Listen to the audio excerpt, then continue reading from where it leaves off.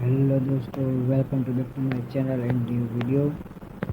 तो आज हम लोग शुरू करेंगे। आज हम देखेंगे स्टडी 11 कॉमर्स एंड आर्ट्स ગુજરાતીનું આઈએમપી પેપર। તો સૌથી પહેલો છે પ્રશ્ન સેક્શન એ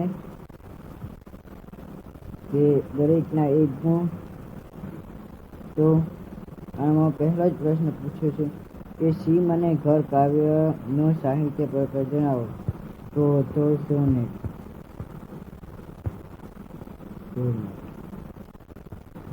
કે સી મને ઘર કાવ્યનો સાહિત્ય પ્રકાર તો સોનેટ। ઓકે, હવે અહીંયા શું કહે છે બીજું કે સી મને ઘર કવિનું નામ જણાવો। ઉમાશંકર જોશી।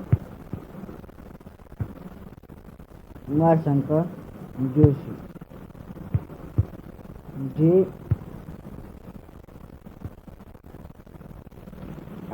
સી મને ઘર કાવ્યના કવિ છે। સી મને ઘર સોનેટ કયા પ્રકારનું સોનેટ છે? તો સી મને ઘર સોનેટ એ શેક્સપિયર સોનેટ છે। હવે તમને લાગતું હશે કે જે હું આઈએમપી આપી રહ્યો છું તે તમારે આઈએમપી તૈયાર કરવા, પણ એવું નથી। તમને ખાલી જે હું આઈએમપી આપું છું આના માંથીને કોઈ પ્રશ્ન પૂછાશે। આ એક ગુણામાં તો એવું નથી કે આજ પૂછાશે। હા, મોટા પ્રશ્નમાં એવું છે કે તેનામાંથીને પૂછાશે પ્રશ્ન ખાસ કરીને, પણ આનામાં એવું નથી। આનામાં તમને એક લીટીમાંથી એક વિકલ્પ બની શકે છે અને એક ગુણનો પ્રશ્ન બની શકે છે। એટલે એક ગુણના પ્રશ્ન તો તમારે બધા જ તૈયાર કરી લેવાના। હવે બીજો આગળનો પ્રશ્ન છે કે ગુજરાતી ભાષાને ગુજર ભાષા તરીકે લખાવનાર કવિ કોણ હતા? તો ભાલણ। કોણ હતા? ભાલણ। નાવિક વળતો બોલ્યો કૃતિનું કાવ્ય શું કાવ્ય સ્વરૂપ? તો પદ।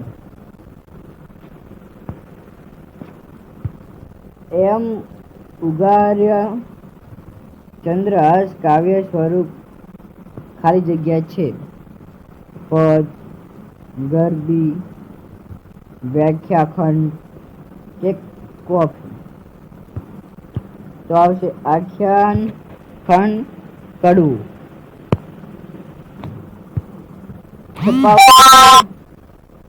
છપાઉખાડામાં કેટલા ચરણ હોય છે?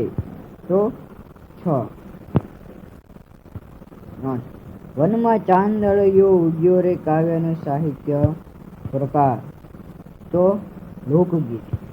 લોકગીતના કોઈ કવિ હોતા નથી। ચક્રવાત મિથુન કાવ્ય એક માત્ર કાવ્ય સંગ્રહનું નામ જણાવો। તો પૂર્વાલાપ।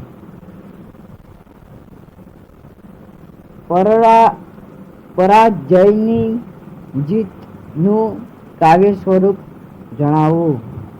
તો આવશે ખંડ કાવ્ય।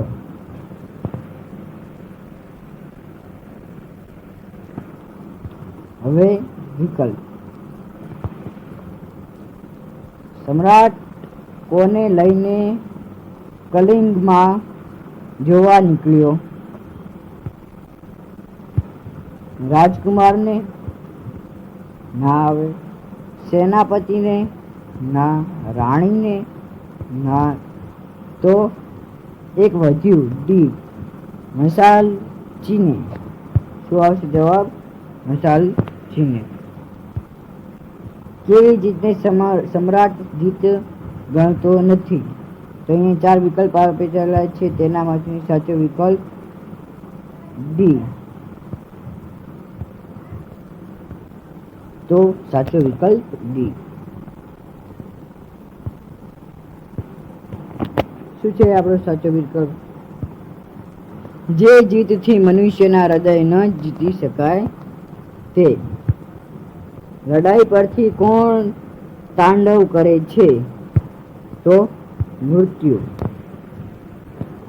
કલિંગની હાલત જોયા પછી સમ્રાટે શી આજ્ઞા કરી કે ચાલો સૌને શિબિરે પાછા. નાવિકની આજીવિકાનું સાધન કયું છે?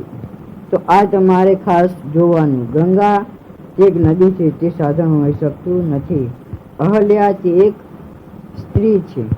ને પાષણ એટલે થશે પથ્થર. પાષણ એટલે પથ્થર.